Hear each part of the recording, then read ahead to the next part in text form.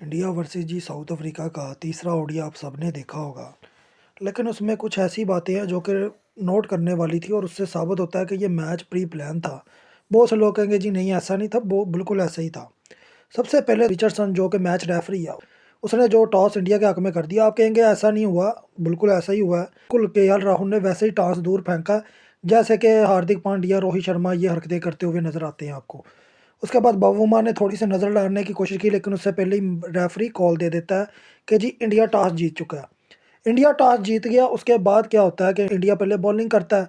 सबको पता है कि इंडिया ने पहले बॉलिंग ही करनी थी इस पिच के ऊपर। साउथ अफ्रीका इतना अच्छा खेल रही थी, लेकिन बीच में कोलैप्स करने के बाद वो 270 जैसा रन लगाती है।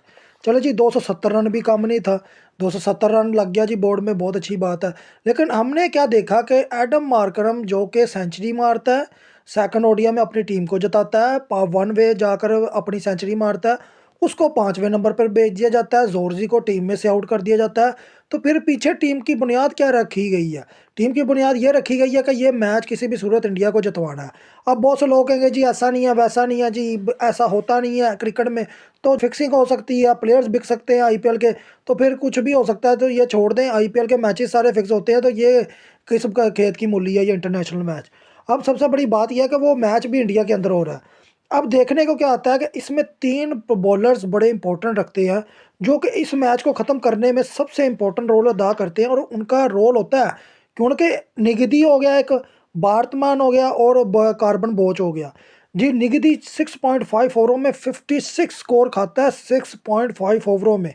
अब बार्तमैन कौन सा है, जो बैट्समैन है वो जी 7 ओवरों में 60 स्कोर खाता है। कार्बन बोस जी 6 ओवरों में 53 स्कोर खाता है। ये 3 ऐसे बॉलर हैं जिन्होंने साबित किया कि हम आईपीएल खेलने के काबिल है, हमें आईपीएल की टीम से बाहर ना निकाला जाए, हमें अगले साल भी सिलेक्ट होना है। तो ये निगीदी और कार्बन बोस 2 ऐसे बॉलर हैं जो कि यकीन माने आईपीएल खेलते रहे हैं। उन्होंने साबित कर दिया कि वो आईपीएल खेलने के काबिल और अहलियत रखते हैं। उन्होंने इंडिया का सर नहीं झुकने दिया। उन्होंने कहा जी नहीं, इंडिया की टीम अगर हार गई तो विराट कोहली की भी थू थू होगी, केएल राहुल की भी होगी, गौतम की भी होगी, रोहित शर्मा की भी होगी। अब जो इसके ऑपोजिट देखा जाता है कि जब आप देखते हैं कि युजवेंद्र जायसवाल 116 कर जाता है, 75 कर जाता है, रोहित शर्मा 65 कर जाता है, विराट कोहली, और उसके बाद जी एक विकेट के ऊपर वो 271 जैसा रन चेज कर जाते हैं, 39.5 ओवर खेल लेते हैं। लेकिन इसकी बुनियाद मैच की स्टार्टिंग से ही ख़राब थी। जब रिचर्डसन टॉस को इंडिया के हवाले कर देता है, इंडिया बड़े आराम से बॉलिंग कराती है। एडम मार्कम को 5वें नंबर पर भेजा जाता है, जोर्जी को बीच में से निकाल कर बाहर कर दिया जाता है। टीम वहाँ से अब बैटिंग लाइनअप कोलैप्स है। जो बैटिंग लाइनअप पहले खेल रही थी तगड़ी, पहले खेला ओडिया देखा तगड़ा खेला, लेकिन तीसरे ओडिया में साउथ अफ्रीका ने खुद अपने आप को उस चीज़ के ऊपर लाकर छोड़ दिया कि हाँ हम मैच हारने के लिए तैयार हैं।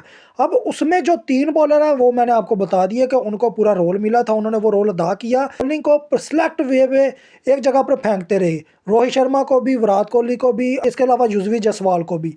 अब जो मिडल में वो बॉल फेंक रहे थे, मिडल में बॉल फेंकने का क्या नतीजा मिल रहा था कि बॉल सीधा बल्ले पे पहुंच रहा था। विराट कोहली ने खुल के शॉटें लगाई, रोहित शर्मा ने मारा, युजवेंद्र जायसवाल ने मारा, क्योंकि 270 जैसा भी रन कोई छोटा रन नहीं था। अगर चाहते तो इंडिया को बड़े आराम से टैकल किया जा सकता है। इंडिया कोई इतनी महान टीम नहीं थी। फिर दूसरे ओडिया में आपने देख लिया होगा, फर्स्ट ओडिया में 17 रन से साउथ अफ्रीका हारा, तो ये सीरीज बड़े आराम से साउथ अफ्रीका जीत सकता था। लेकिन अगर इंडिया ये मैच हारता, जैसे कि बीसीसीआई इनका प्लान पूरा सेट हो गया था और आईसीसी का प्लान सेट था, उन्होंने किसी तरीके से इंडिया को वो मैच जितवा दिया। लेकिन अगर ये हार जाते तो यकीन माने ना गौतम की कोचिंग रहती, ना फिर केएल राहुल की कैप्टनसी के ऊपर कोई बात करता, ना विराट कोहली रोहित शर्मा के खेलने पे कोई बात करता। तो इधर बहुत से लोगों के लाले लगे हुए थे। बात ये हो रही थी कि जी विराट कोहली धोनी के साथ मिल गए हैं, अब जी बहुत करिश्मा हो जाएगा। करिश्मा कुछ नहीं हुआ, उसने 2 मैचों में सेंचुरी मारी। पहले मैच में तो वो चलो जीत गए 17 रन से, वो भी हारे हुए थे।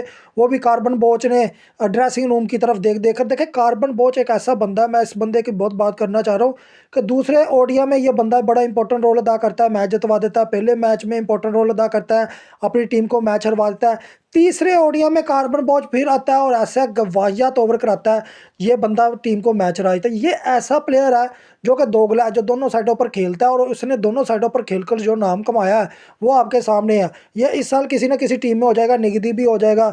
इसके अलावा मार्करम जिस तरह से 5वें नंबर पे आया, मेरे लिए हैरानगी है। कुक को चलो पहले नंबर पे बेच भी दिया, मार्करम फिर भी तीसरे नंबर पे खेल सकता था, बवुमा चौथे नंबर पे आ सकता था। बवुमा इसी तरह से खेलता है, वो 5वें नंबर तक भी आ जाता है।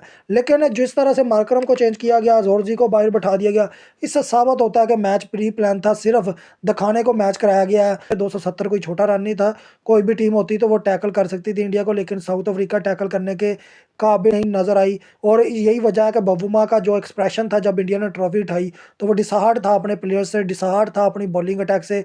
आगे आप खुद समझदार हैं, जितना मर्जी कह लें, इनको जीतने के लिए सिर्फ इनके अंपायर्स लगते हैं, टॉस लगते हैं और कुछ प्लेयर्स लगते हैं दूसरी टीम के, इसके अलावा इन्हें कुछ नहीं चाहिए होता। आगे आप खुद समझदार।